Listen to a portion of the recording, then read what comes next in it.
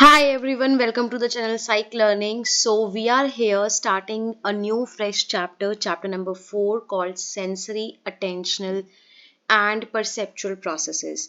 So before telling you about the videos I have released, I want to tell you a very look, an interesting thing कि ये chapter बहुत बड़ा हुआ करता था.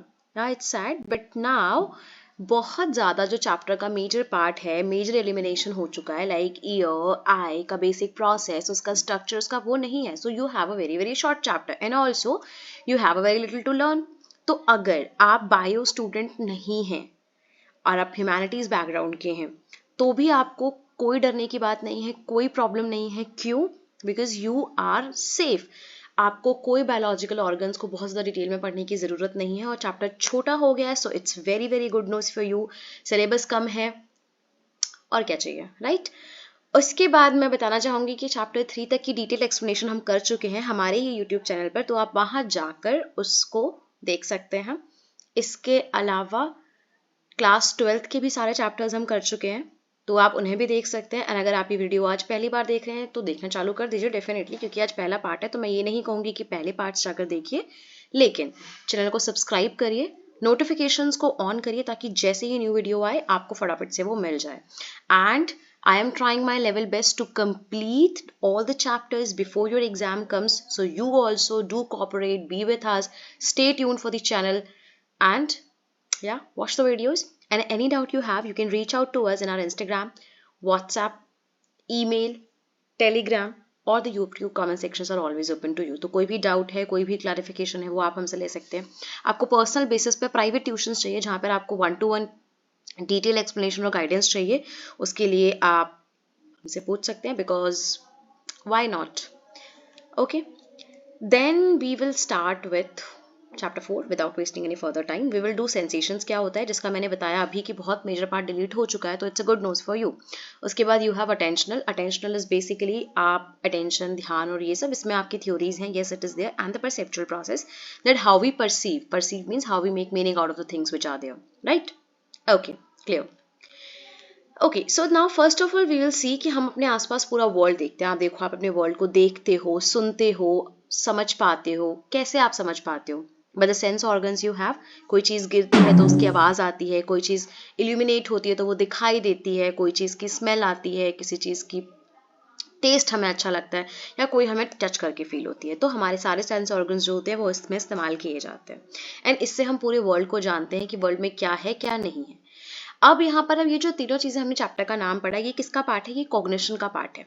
Sensation, attention, perception, तीनों ही चीजें कॉग्निशन का पार्ट है. कॉग्निशन मीन्स हमारा thought process. First of all you sense something. For example, अभी आप देख रहे हो, आप मुझे देख रहे हो, आप मेरी आवाज सुन रहे हो, आपको वो सिर्फ सेंस हो रहा है, फील.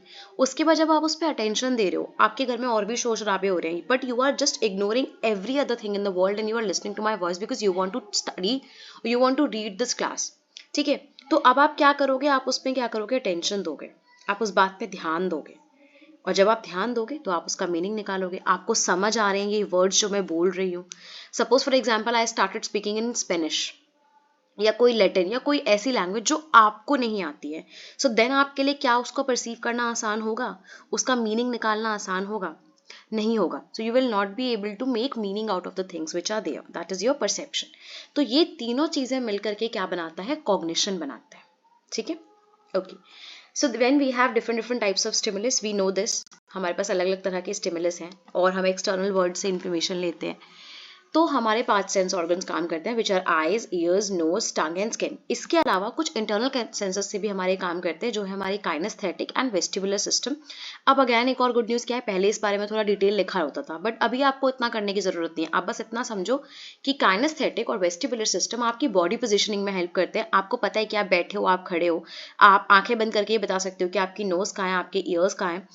आपका जो बॉडी ब्रेन का कॉम्बिनेशन है, सिस्टम है, वो आराम से आपका बैठा हुआ है. ये सिर्फ आपकी बॉडी पोस्चरिंग, बॉडी फ्लूइड, इन सब के काम करते हैं इंटरनली. काम बहुत इंपॉर्टेंट है, बट आपको ज्यादा पढ़ने की जरूरत नहीं है. So it's a good news for you. Okay, and हाँ, ऐसा नहीं है कि नहीं है सिलेबस में तो ये आपके लिए गुड न्यूज़ है या अच्छा है। ऑब्वियसली आपको जितनी नॉलेज है वो ज़्यादा अच्छा है। तो अगर आप जानना चाहते हैं इसके बारे में, इन ऑर्गन्स के बारे में डिटेल में, तो आप हमें कमेंट सेक्शन पे बताइए कि आपको इसके बारे में जानना है, सो दैट मैं एक शॉर्ट वीडियो या कुछ भी चीज़ आपके लिए लेके आऊँ ताकि आपको इसकी डिटेल अंडरस्टैंडिंग हो जाए, क्योंकि अंडरस्टैंडिंग तो होनी चाहिए। ये तो मैं इसलिए अच्छा बोल रही हूँ because I am thinking like a student कि ठीक है, आपको अच्छा लग रहा है कि सिलेबस कम है तो कम पढ़ना पड़ेगा, ईजी हो जाएगा, मार्क्स अच्छे आ जाएंगे। और बहुत सारे बच्चे हैं जो बायोलॉजी के साथ नहीं लेते हैं इसको, तो इसलिए उनके लिए इजी है कि उनको लर्न करना आसान होगा। बिकॉज मेरे पास बायोलॉजी थी तो आई फाइंड इट इजी, लेकिन मैंने देखा है जिनके पास ह्यूमैनिटीज़ है, मेरे फ्रेंड्स हैं, मेरे स्टूडेंट्स हैं जो पढ़ते हैं, उनके लिए थोड़ी सी मुश्किलात आती है इसमें, तो इसीलिए उन लोगों के लिए ये बेटर है। तो ये मत सोचो कि मैम बोल रहे हैं कि नहीं यही नहीं है तो अच्छा है, अच्छा नहीं है, but if you want to study just let me know, I will definitely going to start a video और रिलीज अ वीडियो और record a video for that, तो दैट आपको वो समझ में आए। ठीक है ना? Okay, so then you have sensor modalities. तो आपके सेंसेशंस होते हैं, हमने पढ़ लिया, हमें सेंस होता है, कोई चीज़ सुनाई देती है, कोई चीज़ फील होती है, दिस इज ऑल सेंसेशन। अब सेंसर ऑर्गन्स का ना हमेशा एक फंक्शनल लिमिटेशन होती है। मतलब ऐसा नहीं होता है कि आपकी बॉडी जो जितना भी चाहे उतना फंक्शन कर सकती है। फॉर एग्जाम्पल अब आप सोचो, आपको लगता है कि आपको बिल्कुल माइन्यूट सी जो आवाज़ है वो सुनाई देगी, नहीं देगी ना, तो उसकी भी लिमिटेशंस हैं। उसकी एक ऑप्टिमल इंटेंसिटी होनी चाहिए, एक स्पेसिफिक नंबर होना चाहिए कि हाँ ये नंबर होगा तो मुझे सुनाई देगा, इतनी आवाज होगी तो मुझे समझ में आएगी आवाज। ठीक है, इसके अलावा स्टिमुलाई सेंसेशंस के बीच में जो रिलेशनशिप्स होते हैं उनको जो स्टडी करते हैं उन्हें साइकोफिजिक्स कहते हैं। तो डेफिनेशन के रूप से इसे याद कर लीजिए, एमसीक्यू या किसी भी फॉर्म में ये आ सकता है।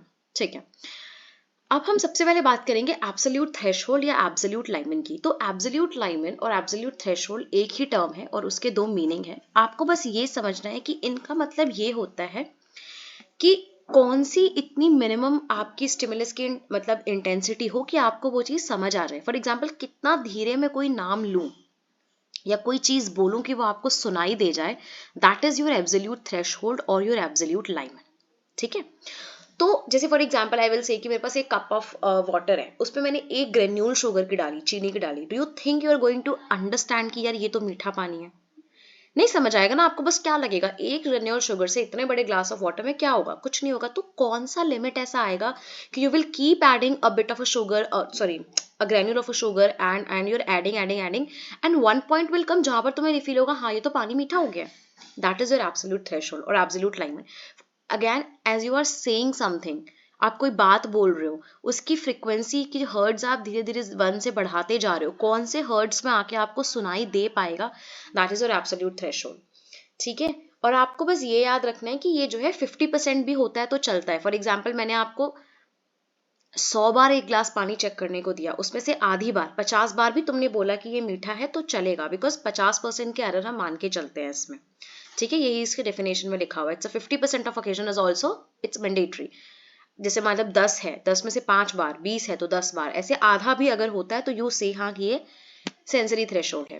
Then you have difference limen and difference threshold. तो देखो, डिफरेंस लाइमन और डिफरेंस थ्रेशोल्ड का जो डिफरेंस है, मतलब एब्सोल्यूट थ्रेशोल्ड और इस डेफिनेशन में जो डिफरेंस है, क्योंकि अगैन डिफरेंस थ्रेशोल्ड और डिफरेंस लाइमन एक ही वर्ड का दो नाम है, लेकिन एब्सोल्यूट में और इसमें क्या डिफरेंस है ना, कि एब्सोल्यूट में तो होता है कि कब वो आपको नोटिस हो रहा है, जबकि डिफरेंस लाइमन या डिफरेंस थ्रेशोल्ड आपको ये बताता है कि कौन सी सिचुएशन में आप पता लगा पा रहे हो कि ये वाला पानी इससे ज्यादा मीठा है या ये वाली आवाज इससे ज्यादा तेज है। फॉर एग्जाम्पल, आपने एक पॉइंट आया, आपको पता लगने लग गया कि पानी मीठा है, तो दोबारा मैं बताओ, मैं 2 ग्लास में सेम चीज लूं और उस एक वाले में बस एक चीनी एक्स्ट्रा डाल दूं, तो तुम दोनों को पी के यही तो बोलोगे ना सेम मीठे हैं।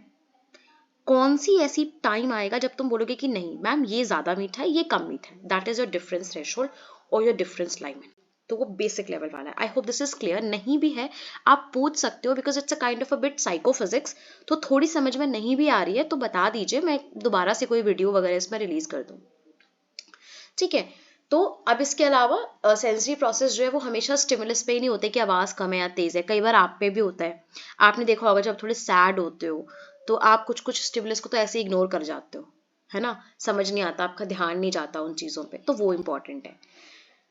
उसके बाद हम बात करेंगे अटेंशन की। तो this is about sensation actually. अगर आपको समझ में आ गया है, अगर आपको क्लियर हो गया कि हाँ क्या सेंसेशंस हैं, तो इट्स क्लियर। नहीं हुआ है तो आप कमेंट सेक्शन पे हमें बता सकते हैं।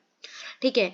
तो जैसे कि अब इसमें मैं जो बोल रही हूँ दोबारा मैं एक बार बता देती हूँ, जैसे ये वाली चीज़ है सेंसरी प्रोसेस की, इसमें क्या है कि फॉर एग्जांपल आपके इंडिविजुअल पे डिपेंड करता है। फॉर एग्जांपल आप सुनना नहीं चाहते, आप देखना नहीं चाहते, आप स्मेल नहीं करना चाहते, आप क्योंकि उस सब सिचुएशन में नहीं हो आप, है ना, तो तब आपका जो है वो काम करता है। So this is it about it. And also difference threshold भी जो है 50% ऑफ ओकेजन में होता है तो सही होता है।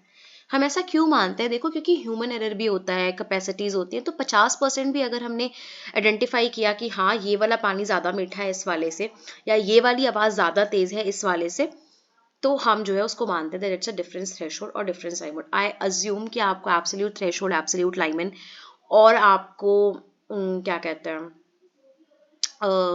डिफरेंस में, डिफरेंस थ्रेशोल्ड और डिफरेंस लाइनमेंट दोनों जो डेफिनेशन है उसमें डिफरेंस पता चल गए होंगे। सो अगर पता चल गए हैं तो बता दीजिए कमेंट में कि आपको समझ आ गया है। नहीं समझ में आया तो भी बता दीजिए कि नहीं समझ में आया, so we can do something about it. और अटेंशन हम एक काम करते हैं नेक्स्ट सेशन में स्टार्ट करते हैं, बिकॉज सेंसेशंस एक क्लास के लिए बहुत है, then we will start with attention and then we can do perception for the next class.